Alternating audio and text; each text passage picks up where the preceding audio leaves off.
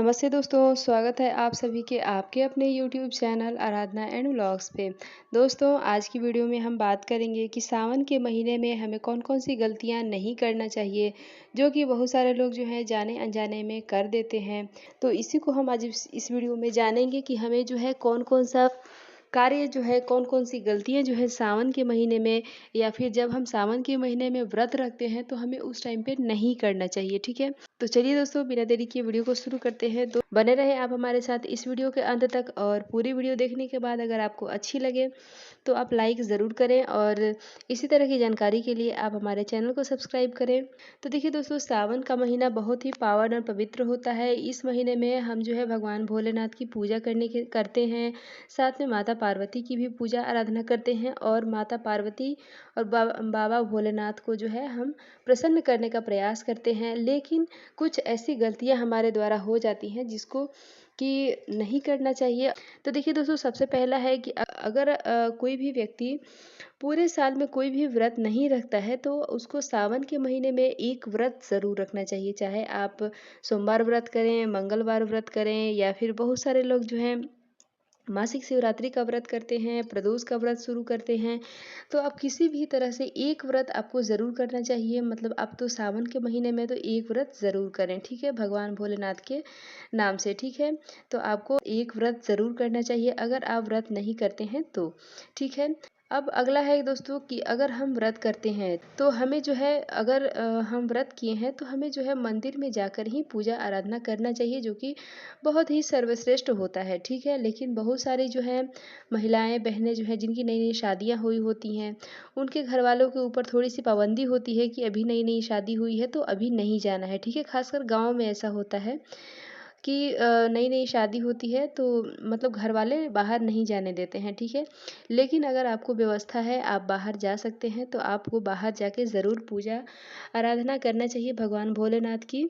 अगला है दोस्तों कि आप मंदिर में जाएँ या फिर घर में जाएँ, आपको अच्छे से मतलब पूजा करना चाहिए, और कोशिश करें कि किसी और का मतलब कोई भी पूजा सामग्री माँग के यूज़ ना करें, ठीक है? चाहे आप घर में करें तो भी पड़ोसियों से ना माँगे।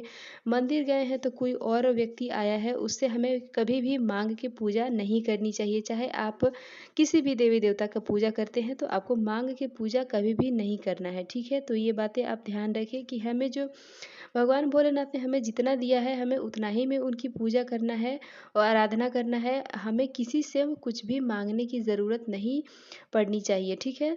तो ये हो गया। अगला है दोस्तों कि देखिए, बहुत सारे लोग जो है वो प्रसाद लाते हैं घर पे, लेकिन दोस्तों शिवलिंग के ऊपर का प्रसाद हमें भूल के भी अपने घर पे नहीं लाना चाहिए और ना ही उसको खाना चाहिए, ठीक है? तो आप अगर जो भी शिवलिंग पे चढ़ाते हैं तो उसको आप वहीं पे छोड़ दें, ठीक है? वो मंदिर परिसर वाले जानेंगे कि उसका हमें क्या करना चाहिए। लेकिन आप शिवलिंग के ऊपर जो भी चढ़ाए हैं उसको प्रसाद स्वरूप घर पे लेकर हमें नहीं आना चाहिए और नहीं खाना चाहिए, ठीक है? अगला है दोस्तों कि पीरियड में हमें कभी भी नया व्रत शुरू नहीं करना चाहिए, ठीक है? तो आप ये गलती भूल के भी ना करें। खासकर महिलाएं जो हैं बहुत सारी ये सोचती हैं कि अब मतलब फिर अगर नहीं कर पाएंगे तो अगले साल करना पड़ेगा, या इस तरह की चीज़ें। तो दोस्तों, मैं आपको बता दूं कि अब अगर आप पहला मतलब पीरियड में ही आप हैं तो आप जो है वो नया व्रत शुरू ना करें। आप अगली बार से व्रत शुरू करें, यानी कि अगर सोमवार का व्रत आपको करना है और पहले सोमवार में आप नहीं कर सकते हैं तो आप जो है दूसरे सोमवार से शुरू करें। लेकिन पीरियड में नया व्रत कभी भी शुरू नहीं किया जाता है, ठीक है? अगला है कि पीरियड में हमें भगवान का प्रसाद भी ग्रहण नहीं करते हैं, ठीक है? तो आप ये गलती बिल्कुल भी ना करें कि आप अगर 2-3 दिन के बाद जो है 3 दिन के बाद आप जो बाल धो के स्नान कर लेते हैं, उसके बाद आप जो है किसी भी तरह का प्रसाद ग्रहण कर सकते हैं, लेकिन पीरियड में कभी भी प्रसाद ग्रहण ना करें, ठीक है? अगला है दोस्तों कि आप घर पे पूजा करें या फिर मंदिर में पूजा करें, आपको जो है महामृत्युंजय मंत्र का जाप अगर आप करते हैं तो आपको पता ही होगा कि आधा अधूरा जाप नहीं करना चाहिए, ठीक है? यानी कि आप अगर सबसे कम संख्या में जपना चाहते हैं तो 11 बार करें। 11, 21, 51 की संख्या में किया जाता है, या फिर 108 की संख्या में करना होता है। लेकिन आप जो है कभी भी 1, 5, 4, 3 इस तरह की संख्या में हमें कभी भी महामृत्युंजय का जाप नहीं करना चाहिए। तो इसको आधा माना जाता है, तो आप जो है उसको आधा जाप कभी भी ना करें, आप उसको पूर्ण ज़रूर करें, ठीक है। पूर्ण करने का अर्थ ये है कि आप 11, 51, 21 की संख्या में करें, 2, 4, 1 की संख्या में कभी भी महामृत्युंजय का जाप नहीं किया जाता है, ठीक है। तो आप घर में करें तो भी, मंदिर में करें तो भी इस बात का विशेष रूप से ध्यान हमें रखना चाहिए, ठीक है।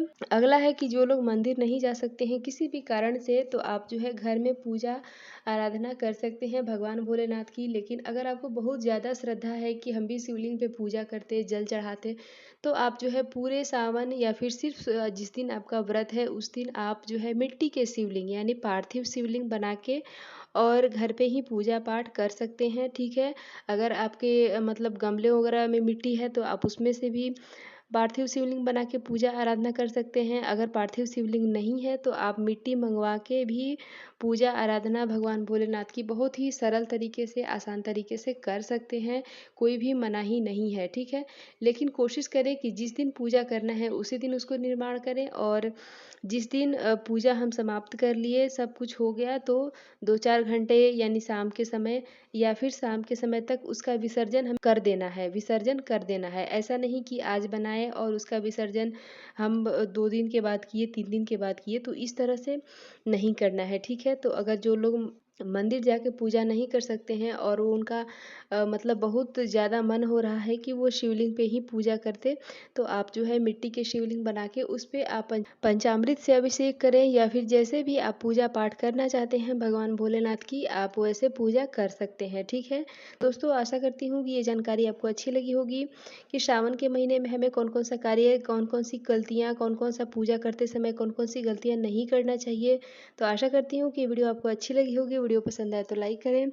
इसी तरह मिलती हूँ इसी तरह के एक और वीडियो के साथ, तब तक के लिए बाय।